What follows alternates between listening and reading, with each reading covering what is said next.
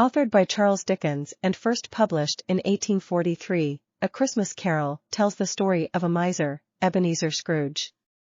After visitations from the spirit world, can Scrooge change his ways?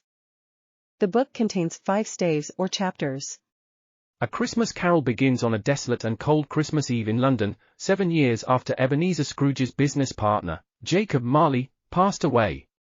Scrooge, an elderly miser, despises Christmas and declines an invitation to dinner from his nephew, Fred. He dismisses 2 men who ask for a donation to help the impoverished with food and warmth, reluctantly granting his overworked and underpaid clerk, Bob Cratchit, a paid day off on Christmas to adhere to social norms. That night, Marley's ghost visits Scrooge at his home, burdened by heavy chains and money boxes forged through a lifetime of greed and self-centeredness. Marley warns Scrooge that he has a sole opportunity to avoid a similar fate. 3 spirits will come to him, and he must heed their messages or suffer. Chapter 2. The first spirit, the ghost of Christmas past, transports Scrooge to his childhood Christmases, evoking memories of a more innocent time. Scrooge witnesses his solitary years at boarding school, his bond with his beloved sister, Fan, who died young while giving birth to Fred, and a Christmas celebration hosted by his former employer, Mr. Fezziwig, who treated him like a son. Belle, Scrooge's neglected fiancée, appears, ending their relationship as she realizes that he values money more than love.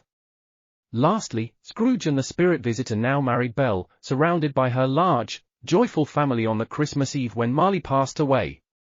Distressed by Belle's description of the man he has become, Scrooge demands to be taken away from the scene. Chapter 3. The second spirit, the ghost of Christmas present, escorts Scrooge to a festive market where people buy provisions for their Christmas meals. They also witness the merriment of Christmas in a miner's cottage and a lighthouse. Scrooge and the spirit attend Fred's Christmas party. A significant part of this chapter is dedicated to Bob Cratchit's family feast, introducing Tiny Tim, his youngest son, a cheerful boy who is gravely ill. The spirit warns Scrooge that Tiny Tim will perish unless circumstances change.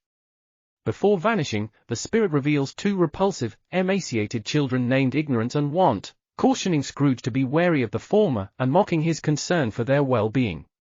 Chapter 4. Scrooge encounters the third spirit, the ghost of Christmas yet to come, who shows him a future Christmas day. Through silent scenes, the ghost reveals the death of an unpopular man whose funeral is attended by local businessmen only because lunch is provided. When Scrooge requests to witness someone displaying sorrow over the man's death, he is shown a poor couple rejoicing that his demise gives them more time to sort out their finances. Desiring to see any instance of compassion related to death, the ghost unveils Bob Cratchit and his family mourning the loss of Tiny Tim. Finally, the ghost reveals a neglected grave bearing Scrooge's name, prompting him to sob and pledge to change his ways. Chapter 5. On Christmas morning, Scrooge awakens as a transformed man. He makes a substantial donation to the charity he spurned the previous day, sends an anonymous gift of a large turkey to the Cratchit household for their Christmas dinner, and spends the afternoon at Fred's Christmas gathering. The next day, Scrooge raises Cratchit's wages and begins to act as a father figure to Tiny Tim. From that point forward, Scrooge treats everyone with kindness. Check out the playlist links at the end of this video for similar great reading ideas.